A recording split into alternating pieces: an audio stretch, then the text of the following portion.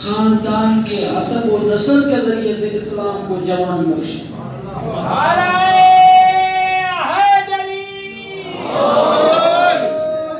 آج کا دن باب الحوائج حضرت علی اصغر علیہ السلام کی ولادت کا دن کسی سے مخفی نہیں کہ اگر یہ شہزادے اس دنیا میں تشریف نہ لاتے تو امام حسین علیہ السلام کی تحریک بھی مکمل نہ ہوتی اور کربلا کا کردار بھی ادھورا رہ جاتا.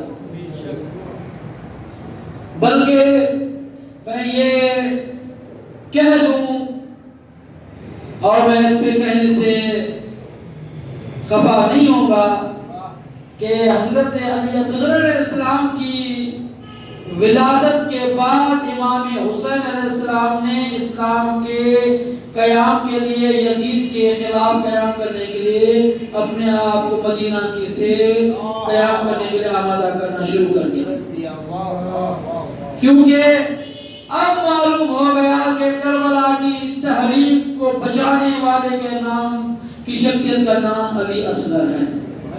شروع کیے شہزادہ علی اصغر علیہ السلام بآواز بلند تر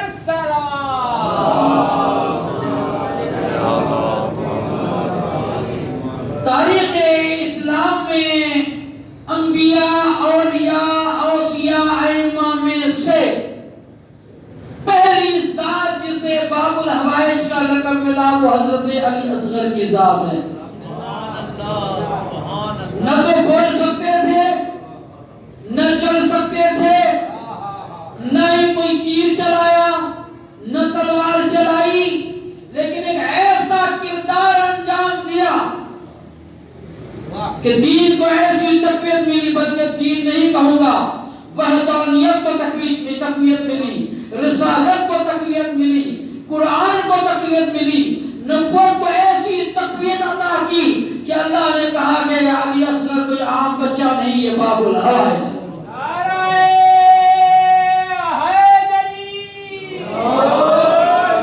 کربلا میں دو باب الحوائج ہیں. ایک 6 مہینے کا بچہ دوسرے 32 سال کے جوان حضرت عباس علیہ السلام.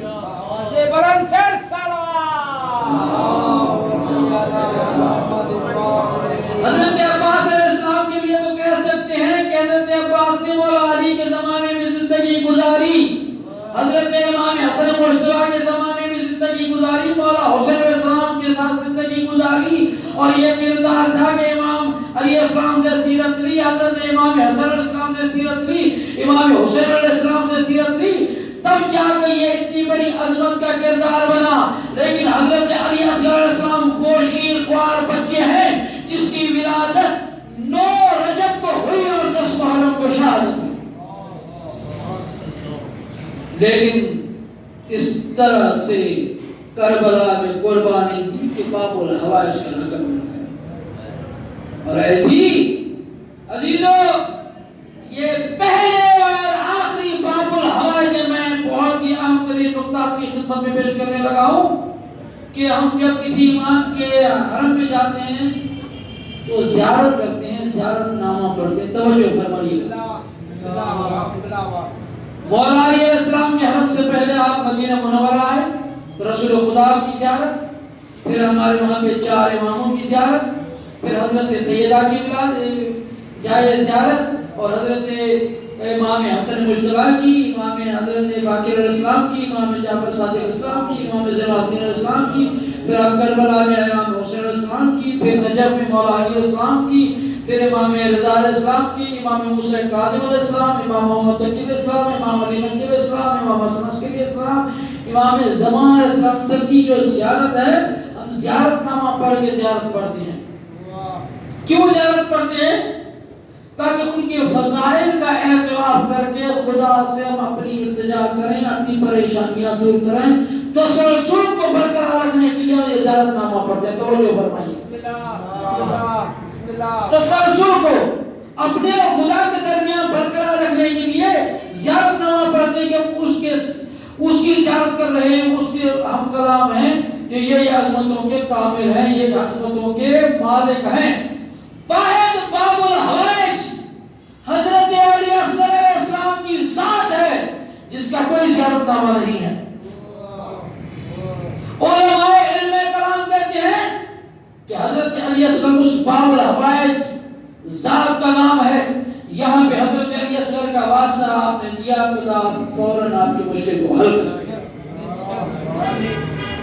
اتنی بڑی عظمت ہے حضرت علی اصغر علیہ السلام کی، اتنا بڑا مقام ہے کہ کوئی زیارت نامے کی ضرورت نہیں۔ آپ کربلا جائیں، آپ کو حضرت علی اکبر کی زیارت کا زیارت نامہ ملے گا، حضرت قاسم کا زیارت نامہ ملے گا، شہدائے کربلا کا زیارت نامہ ملے گا، حضرت عباس کا زیارت نامہ ملے گا۔ خود مولا حسین علیہ السلام کے مختلف طریقے سے زیارت نامے ہیں سوائے حضرت علی اصغر علیہ السلام کے۔ یہاں پہ آپ نے اللہ کو حضرت علی اصغر کا واسطہ دیا، مشکل حل ہو۔ وہ باب الحوائج ہے، اس کی ولادت کا دن بھی آج، اور شب ولادت امام محمد تقی علیہ السلام۔